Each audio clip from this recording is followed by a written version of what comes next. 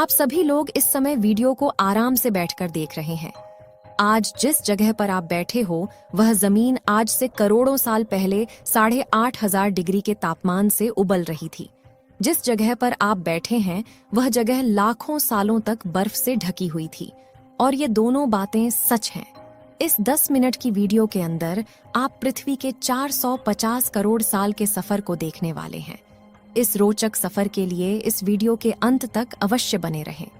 जिस जगह आज हमारा सौर मंडल है वहां विभिन्न प्रकार की गैस और धूल के बादल हुआ करते थे। वैज्ञानिकों के मुताबिक धूल के बादलों से दूर एक तारा हुआ करता था। समय के साथ साथ उस तारे की ऊर्जा कम होने लगी, जिसके कारण उसके अंदर एक विशाल विस्फोट हुआ। विस्फोट की वजह से अंतरिक्ष की धूल एक दूसरे से टकराने लगे। इस दौरान बादलों में स्थित धूल के कण दबाव और गर्मी के कारण बड़े उल्का पिंड और पत्थरों में परिवर्तित हो चुके थे और इसी दबाव की वजह से इन बादलों में स्थित रेडियो एक्टिव पदार्थ ने ग्रेविटी का निर्माण किया। इस ग्रेविटी के कारण बीच में हाइड्रोजन और हीलियम इकट्ठा होने लगे। इस भयंकर दबाव के कारण एक विशाल विस्फोट हुआ और इसी विस्फोट के कारण हमारे सूरज का जन्म हुआ। अंतरिक्ष में घूम रहे क्षुद्र ग्रहों में भारी वजन की वजह से सूरज के करीब आकर सूरज की परिक्रमा करने लगे। पृथ्वी पर ग्रेविटी होने की वजह से सूरज की परिक्रमा करने वाले पिंड अब पृथ्वी की परिक्रमा करने लगे और धीरे धीरे टूटकर यह पृथ्वी पर गिरते रहे। और ऐसी घटना हमारे पड़ोसी ग्रह थिया पर भी हो रही थी, जिसके कारण ही पृथ्वी के और करीब आने लगा। और इस भयंकर टकराव की वजह से पृथ्वी के हिस्से के रूप में अंतरिक्ष में फैल गए और एक रिंग की तरह पृथ्वी का चक्कर लगाने लगे। इसी बीच हमारे चांद का भी निर्माण होता है।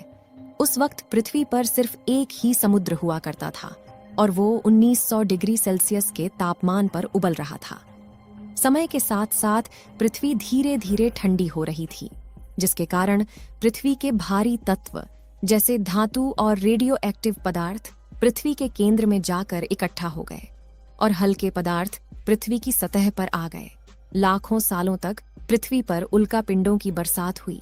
बरसात होती रही और धीरे धीरे पृथ्वी की ऊपरी सतह पानी निकलता था।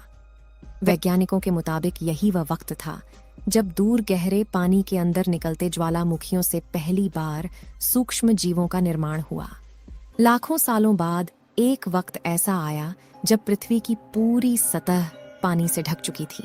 लेकिन जब पृथ्वी की ऊपरी जमीन और ठंडी हो जाती है तब पृथ्वी के अंदर की गर्मी बाहर नहीं निकल पाती, जिसके कारण ज्वालामुखियों का निर्माण होता है। और आने वाले लाखों सालों तक ज्वालामुखियों का निकलना जारी रहा, जिससे पानी के ऊपर जमीन का निर्माण हो रहा था। इस वक्त भी पृथ्वी पर वातावरण न होने की वजह से अंतरिक्ष से उल्का पिंडों की बरसात हो रही थी और पृथ्वी का एक दिन 12 घंटे का हुआ करता था। साल बीतते गए और धीरे धीरे सूक्ष्म जीव विकसित होते गए और समूहों में रहने लगे। आज से लगभग 250 करोड़ साल पहले पहली बार पृथ्वी पर ऐसे जीवों का निर्माण हुआ जो जीने के लिए इस पानी के अंदर के रहते थे। इस वक्त तक पृथ्वी पर ज्यादातर ज्वालामुखी निकलना बंद हो गया था। माइक्रोबैक्टीरिया की वजह से वातावरण में ऑक्सीजन की मात्रा बढ़ रही थी। वातावरण में ऑक्सीजन बढ़ने की वजह से पृथ्वी का वायुमंडल बनना शुरू हुआ, जिसकी वजह से पृथ्वी के ज्यादातर हिस्सों में यह सूक्ष्म जीव फैल गए।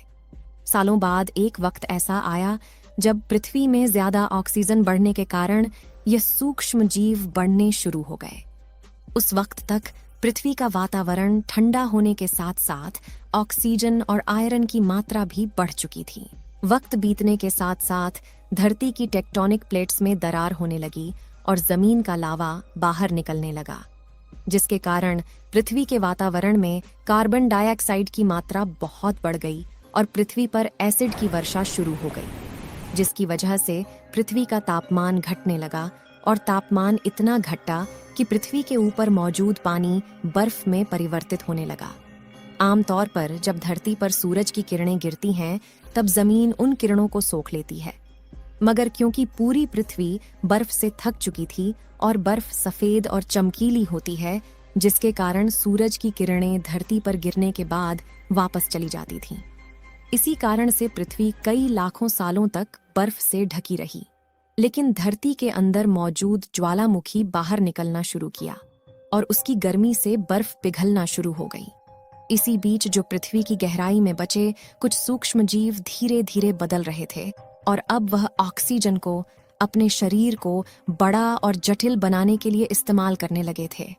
इस बीच पानी में अलग से भी छोटे समुद्री पौधे निकलने शुरू हो चुके थे। ऐसा बार बार कई हजारों सालों तक होता रहा और इसी कारण से अब समुद्री जीव धीरे धीरे वातावरण के हिसाब से विकसित हो रहे थे। इस बीच कई सारे जीव समुद्री जंगल से विलुप्त हो गए, मगर जो बच गए वो धीरे धीरे पृथ्वी के बदलते तापमान के हिसाब से ढलते गए। धीरे धीरे वातावरण में ऑक्सीजन की मात्रा बढ़ने लगी और पृथ्वी पर होने वाली एसिड की वर्षा कम होने लगी। वातावरण में ऑक्सीजन आने की वजह से पृथ्वी की ओजोन लेयर मोटी होने लगी और आज से लगभग 47 करोड़ साल पहले पृथ्वी की ऊपरी सतह पर पहली बार प्लांट उगना शुरू हुआ। वक्त के साथ जमीन पर अलग अलग प्रकार के पौधे और पेड़ उगना शुरू हुए।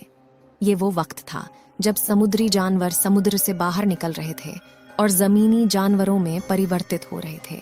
धरती की ज्यादातर जमीन एक जगह इकट्ठा हो चुकी थी, जिसे आज हम एशिया महाद्वीप के नाम से जानते हैं। पृथ्वी का वातावरण और तापमान लगभग स्थिर हो चुका था और अब करीब 21 से 23 घंटे का दिन हुआ करता था।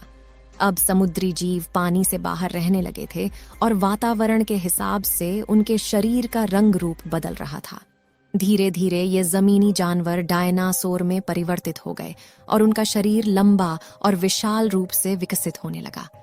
कुछ डायनासोर शिकार किया करते थे, जिसके कारण वे छोटे और तेज होते चले गए। ज्यादातर जमीन रेगिस्तान और बंजर हो चुकी थी और ज्यादातर जंगल समुद्र के करीब हुआ करते थे, जिसमें डायनासोर रहा करते थे।